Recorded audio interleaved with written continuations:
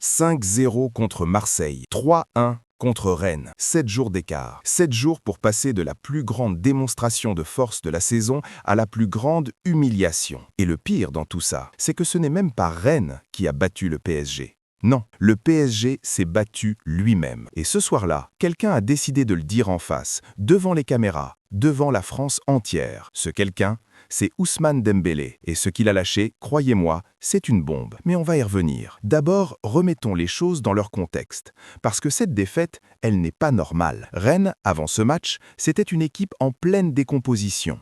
0 victoire sur les 5 derniers matchs, un entraîneur viré, un vestiaire en miettes, le staff intérimaire qui débarque sur le banc ce soir-là n'avait coaché qu'un seul match professionnel dans sa vie, et c'était une défaite contre Toulouse. Et c'est cette équipe-là, cette équipe fantôme, qui vient de mettre 3 buts aux champions de France en titre. 3 buts au Roazhon Park devant leurs supporters qui n'y croyaient même plus. On est tout là. On est dans quelle dimension? Le PSG, avec son effectif à plusieurs centaines de millions d'euros, vient de se faire humilier tactiquement par un staff qui découvrait quasiment le haut niveau. Et pendant ce temps, au classement, Lens revient. Et surtout, le Paris FC commence à lorgner la première place de Ligue 1. Le Paris FC, on en est là. Alors maintenant, parlons de cette déclaration. Parlons de ce qu'Ousmane Dembélé a osé dire après le match. Dembélé, c'est le seul joueur de cet effectif qui mouille le maillot à chaque match. Le seul qui se bat, qui percute, qui tente, qui marque. Et ce soir-là encore, il a été le seul à sauver l'honneur avec son but. Et voilà ce qu'il a lâché, en direct, face caméra, sans filtre. Je cite, « On doit penser au PSG avant nous. L'année dernière, on a fait passer le club avant nous, et pas les individualités. On doit jouer pour le club, au lieu de penser à nous. Si on joue tout seul sur le terrain, on ne va pas gagner les titres qu'on veut. » Fin de citation. Relisez ça. Décortiquez chaque mot. Ce n'est pas un constat anodin. C'est une mise en accusation publique. Quand Dembélé dit « On doit penser au PSG avant nous », il est en train de dire que certains joueurs pensent à eux avant le club. Quand il dit « l'année dernière, on a fait passer le club avant nous », il est en train de dire que cette année, ce n'est plus le cas. Et quand il dit « si on joue tout seul sur le terrain », il vise des noms. Il ne les prononce pas, mais tout le monde a compris. Et le premier nom qui revient sur toutes les lèvres, c'est celui de Désiré Doué. Désiré Doué. Le petit prince, le golden boy, celui dont tout le monde disait qu'il allait être le futur du football français. Celui qui a marqué en finale de Ligue des Champions la saison dernière et qui, depuis, semble avoir perdu tout contact avec la réalité. Parce que ce soir-là, contre Rennes, son ancien club, le club qu'il a formé, Doué n'a pas joué pour le PSG. Il a joué pour lui. Il a joué pour son ego. À chaque ballon touché, c'était la même histoire. Il refuse la passe, il ignore Dembélé qui est démarqué, il ignore Kvaratskhelia qui appelle le ballon, et il force un dribble, et un autre, et encore un autre. Il enchaîne les touches de balle inutiles, il tente des gestes techniques qui ne servent à rien, comme s'il jouait dans un tournoi de futsal devant ses potes. Et le pompon, le sommet de l'arrogance, c'est cette tentative de lob sur le gardien rennais. Un lob, alors que l'équipe est menée, alors que le résultat est en jeu. Il se permet un lob comme s'il était Ronaldinho dans un match de gala. Mais t'es qui, Désiré? T'as gagné quoi pour te permettre ça? C'est le syndrome des réseaux sociaux, c'est le syndrome de l'édite. Le joueur ne joue plus pour gagner le match, il joue pour générer des clips de 3 secondes qu'on va poster sur TikTok avec une musique de fond et des effets de ralenti. Et les supporters l'ont compris.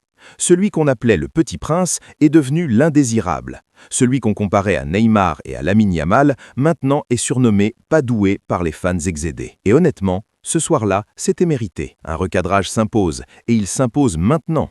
Parce que si personne ne le remet à sa place, son ego va consumer son talent. Mais Doué n'est pas le seul problème. Parlons de celui qui devait être le roc défensif du projet. Parlons d'Ilia Zabarni. Plus de 60 millions d'euros. 60 millions!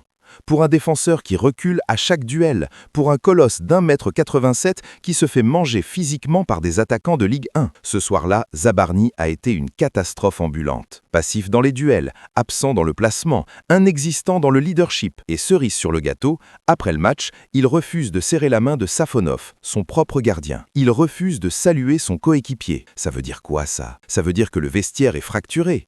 Ça veut dire que les égos sont tellement gonflés que même entre eux, ils n'arrivent plus à communiquer. 60 millions pour ça. On appelle ça un scam. Et c'est peut-être le scam du siècle dans l'histoire du mercato parisien. Et puis il y a Luis Enrique, le coach, le génie tactique, celui qui est censé tenir cette baraque. Et qu'est-ce qu'il fait ce soir-là? Il sort Dembélé. Il sort son unique moteur offensif. Et il le sort 2 petites minutes après son but. Le seul joueur qui avait répondu présent, le seul qui avait montré du caractère, il le sort pour faire entrer Gonzalo Ramos. Et quand Dembélé sort, le PSG perd toute son énergie, tout son momentum, toute sa capacité à revenir dans le match. Alors pourquoi? Pourquoi sortir ton meilleur joueur au moment où il vient de relancer l'équipe? Est-ce que c'est un choix tactique?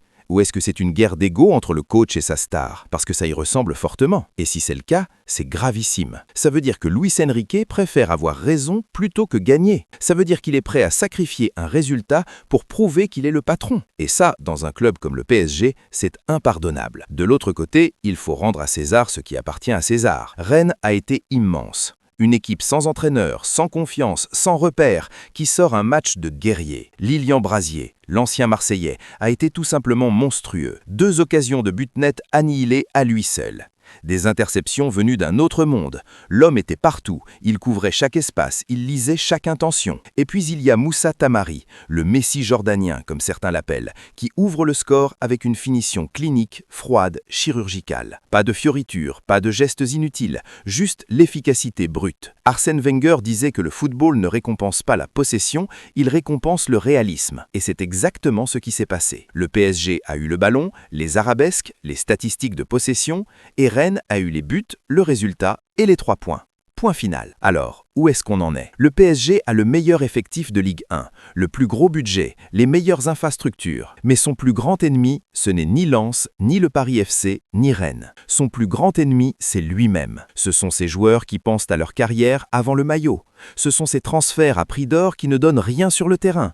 C'est ce coach qui semble parfois plus préoccupé par son autorité que par les résultats. Dembélé a lancé l'alerte. La question maintenant, c'est de savoir si quelqu'un va l'entendre. Parce que si rien ne change, si les égos continuent de prendre le dessus, si le collectif reste un mot vide de sens, alors ce projet, malgré tous ces millions, va s'effondrer et ce ne sera la faute de personne d'autre que du PSG lui-même. Voilà, c'est tout pour cette vidéo.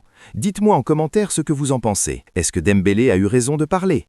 Est-ce que Doué est en train de se perdre? Est-ce que Zabarni est le pire transfert de l'histoire du club? Lâchez vos avis, ça m'intéresse. Et si cette analyse vous a plu, abonnez-vous, activez la cloche, partagez la vidéo.